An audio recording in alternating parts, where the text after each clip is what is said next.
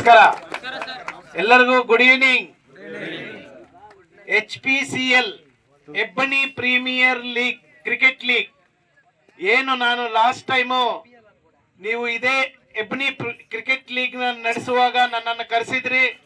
ಅವತ್ತು ಕೂಡ ನಾನು ನಿಮ್ಗೆ ಯಾವುದೋ ಒಂಥರ ನಿಮ್ ಜೊತೆ ನಾನು ಇದ್ದೀನಿ ಅಂತ ಹೇಳ್ಬಿಟ್ಟು ನನ್ನ ಸಹಕಾರ ಕೂಡ ಕೊಟ್ಟಿದ್ದೆ.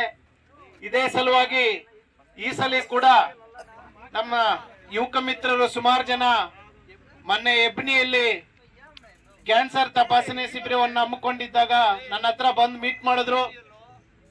ಬಂದು ಅಣ್ಣ ಲಾಸ್ಟ್ ಇಯರ್ ತರಾನೇ ನಾವು ಹೆಬ್ಬನಿ ಕ್ರಿಕೆಟ್ ಪ್ರೀಮಿಯರ್ ಲೀಗ್ ನ ನಡೆಸ್ತಾ ಇದೀವಿ, ತಾವು ಬರಬೇಕು ಅಂತ ಕೇಳಿದಾಗ ನಾನು ಡೆಫಿನೆಟ್ಲಿ ನಾನು ಬರ್ತೀನಿ ಅಂತ ಹೇಳಿ ಇವತ್ತಿನ ದಿನ ನಾನು ನಿಮ್ಮ ಫೋನ್ ಕಾಲ್ ನನಗೆ 3 ಗಂಟೆಗೆ ಒಬ್ರು ಫೋನ್ ಕಾಲ್ ಮಾಡಿದ್ರು ನಮ್ಮ ಶಂಕರ ಅವರು.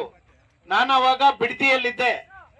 ನಮ್ಮ ರೈತರ ಒಂದು ಜಮೀನನ್ನು ಉಳಿಸ್ಕೊಳ್ಳಕ್ಕೋಸ್ಕರ ಏನು ಕುಮಾರಣ್ಣವರು ಈ ಮಾನ್ಯ ಕುಮಾರಣ್ಣವರು ಪಾದಯಾತ್ರೆಯನ್ನು ಹಮ್ಮಿಕೊಂಡಿದ್ದಾರೆ. ಆ ಪಾದಯಾತ್ರೆಯಲ್ಲಿ ನಾನು ಭಾಗವಹಿಸಿದ್ದೆ. ಆದ್ರೂ ಕೂಡ ನನ್ನ ಸ್ನೇಹಿತ ಮಿತ್ರರು ಕಾಲ್ ಮಾಡಿದಾಗ ನಾನು ಬರಲೇಬೇಕು ಅಂತ ಹೇಳಿ ಕರೆಕ್ಟ್ ಆಗಿ 3 ಅವರಲ್ಲಿ ನಾನು ಬಂದು ಇಲ್ಲಿ ಸೇರಿದ್ದೀನಿ. ಯಾಕೆಂತಂದ್ರೆ ನಿಮ್ಮೆಲ್ಲರ ಪ್ರೀತಿ, ನಿಮ್ಮೆಲ್ಲರ ವಾತ್ಸಲ್ಯಕ್ಕೆ ನಾನು ನಿಮ್ಗೆಲ್ಲರಿಗೂ ಕೂಡ ಬೇಜಾರು ಮಾಡಿಸೋ ಅನ್ನೋ ಉದ್ದೇಶದಿಂದ ನೀವೆಲ್ಲರೂ ಕೂಡ ಉತ್ಸಾಹದಿಂದ ಇರ್ತೀರಿ. ಕ್ರೀಡೆಯನ್ನ ಭಾಗವಹಿಸಿ ಗೆದ್ದಿರ್ತಕ್ಕಂಥವರು, ಸೋತಿರ್ತಕ್ಕಂಥವ್ರು ಎಲ್ಲರೂ ಕೂಡ ನಿರಾಶೆ ಆಗ್ಬಾರ್ದು ಅಂತ ಹೇಳಿ ನಾನು ತುಂಬಾ ದೂರದಿಂದ ಬಂದೆ.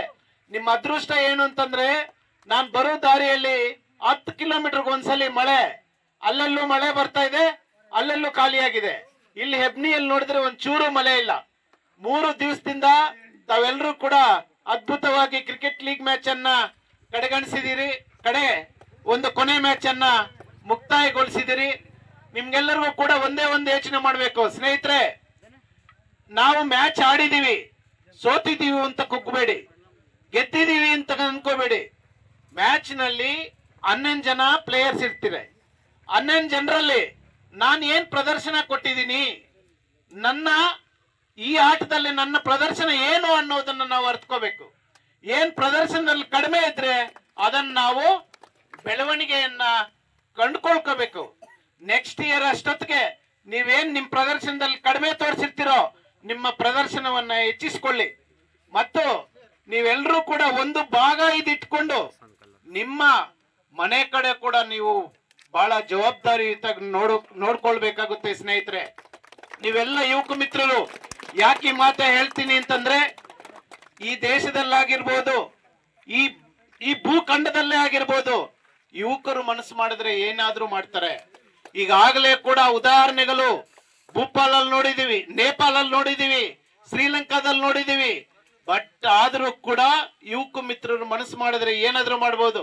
ಪ್ರಜಾಪ್ರಭುತ್ವದಲ್ಲಿ ಪ್ರಜೆಗಳಿಗೆ ಹಕ್ಕು ಇರ್ತದೆ. ಏನು ಹಕ್ಕು? ಒಂದು ಚುನಾಯಿತ ಒಂದು ಸದಸ್ಯರನ್ನ ಆಯ್ಕೆ ಮಾಡ್ಕೊಳ್ಳಲು ಹಕ್ಕಿರ್ತದೆ. ಬಟ್ ನಿಮ್ಮ ಯುವಕರಲ್ಲಿ ಆಯ್ಕೆ ಮಾಡ್ಕೊಂಡ್ರು ಕೂಡ ಅವರ ಅವಧಿ ಬರೀ 5 ವರ್ಷಕ್ಕೆ ಮಾತ್ರ ಇರ್ತದೆ. ನಿಮ್ದು ಹಂಗಲ್ಲ.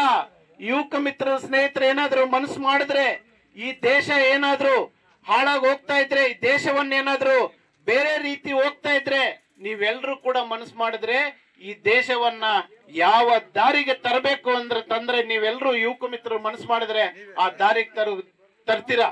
ಅಷ್ಟೊಂದು ಶಕ್ತಿ ನಿಮ್ಮಲ್ಲಿದೆ. ಕೊನೆಯದಾಗಿ ಇನ್ನೊಂದು ಮಾತು ಹೇಳ್ತೀನಿ, ನಿಮ್ಮನ್ನ ನಂಬಿ ನಿಮ್ಮ ಮನೆಗಳಲ್ಲಿ ವೃದ್ಧ ಜೀವಿಗಳು 2 ಕಾಯ್ತಾ ಇರ್ತದೆ. ನೀವೆಲ್ಲೇ ಹೋಗ್ಲಿ, ನಿಮ್ಮ ಪ್ರತಿನಿತ್ಯ ನಿಮ್ಮ ಕೆಲಸಗಳು ಎಷ್ಟೇ ಇರ್ಲಿ, ನಿಮ್ಗೋಸ್ಕರ ಮನೆಯಲ್ಲಿ ವೃದ್ಧ ಜೀವಿಗಳು 2 ಕಾಯ್ತಾ ಇರ್ತವೆ. ನನ್ ಮಗ ಇನ್ನೂ ಮನೆಗೆ ಬಂದಿಲ್ಲ, ಬರ್ತಾನೆ ಅನ್ನೋದು ಕಾಯ್ತಾ ಇರ್ತಾರೆ. ಅದು ನೀವು ಜವಾಬ್ದಾರಿಯುತವಾಗಿ ಏನು ಒಂದು ಬೈಕಲ್ಲಿ 3-4 ಜನ ಹೋಗೋದಾಗ್ಲಿ, ಬೈಕ್ ರೈಡ್ ಮಾಡೋದಾಗ್ಲಿ, ವಿತೌಟ್ ಹೆಲ್ಮೆಟ್ ಇಲ್ದಿರ, ಸುರಕ್ಷತೆ ಇಲ್ದಿರ ತಾವೆಲ್ಲರೂ ಕೂಡ ಓಡಾಡೋದಾಗ್ಲಿ, ಇವೆಲ್ಲರೂ ಕೂಡ ನೀವನ್ನ ನಿಮ್ ಸುರಕ್ಷತೆಗಾಗಿ ನಿಮ್ಮ ಫ್ಯಾಮಿಲಿಗೋಸ್ಕರ ನೀವು ಇದನ್ನೆಲ್ಲ ಕೂಡ ನಿಮ್ಮ ಮನಸ್ಸಿನಲ್ಲಿ ಅರಿವಿಟ್ಕೊಂಡು ಹೋಗ್ಬೇಕಾಗುತ್ತದೆ ಅಂತ ಹೇಳ್ತಾ, ಏನು ನನಗೆ ಮೊದಲನೇ ಬಹುಮಾನವನ್ನು ಹೇಳಿದ್ರು, 50,000 ಮೊದಲನೇ ಬಹುಮಾನ ನೀವು ಕೊಡಬೇಕು ಅಂತ ಹೇಳಿದ್ರು.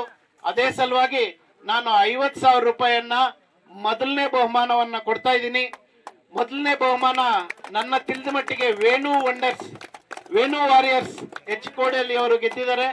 ಎರಡನೇ ಬಹುಮಾನ ನಮ್ಮ ಅಣ್ಣನ ಮಗನೇ ಚಂದ್ರಶೇಖರ್ ಎಂ ಗೊಲ್ಲಲ್ಲಿ ಅವ್ರು ಗೆದ್ದಿದ್ದಾರೆ. ಮೂರನೇ ಬಹುಮಾನ ಕೂಡ ಯಾರು ಎಂ ಗೊಲ್ಲಲ್ಲಿ ಜಗದೀಶ್ ಅವರು ಗೆದ್ದಿದ್ದಾರೆ. ಗೆದ್ದಿರೋರಿಗೆಲ್ಲರಿಗೂ ಕೂಡ ನನ್ನ ಹೃತ್ಪೂರ್ವಕ ಶುಭಾಶಯಗಳನ್ನು ತಿಳಿಸುತ್ತಾ, ಸೋತೂರಿಯವರು ಕೂಡ ಪರವಾಗಿಲ್ಲ, ಇನ್ನೊಂದ್ಸತಿ ಗೆಲ್ಲುವಂತೆ ಇನ್ನೂ ಬಹಳ ಕಾಲ ಐತೆ, ಕಾಲ ಏನ್ ಮೀರೋಗಿಲ್ಲ ಅಂತ ಹೇಳ್ತಾ, ನಿಮ್ಮೆಲ್ಲರಿಗೂ ಒಂದ್ಸತ ಪ್ರತಿ ವರ್ಷ ಕೂಡ ನಿಮ್ ಜೊತೆ ನಾನು ಇರ್ತೀನಿ ಅಂತ ಹೇಳ್ತಾ, ಹಂಗೆ ಅದೇ ತರ ನಮ್ದು ಬಂದಾಗ ಕೂಡ ನೀವೆಲ್ಲ ಯುವಕ ಮಿತ್ರರು ನಾವಿದೀವಿ ಅಂತ ನಮ್ ಸಪೋರ್ಟ್ ದಯವಿಟ್ಟು ನೀವೆಲ್ಲರೂ ಕೂಡ ಬರ್ಬೇಕು ಅಂತ ಹೇಳ್ತಾ, ನಿಮ್ಗೆಲ್ಲರಿಗೂ ವಂದಿಸುತ್ತಾ ನನ್ನ ಮಾತನ್ನು ಮುಗಿಸ್ತಾ ಇದ್ದೀನಿ. ಜೈ ಹಿಂದ್, ಜೈ ಕರ್ನಾಟಕ, ಜೈ ಕ್ರಿಕೆಟ್ ಲೀಗ್.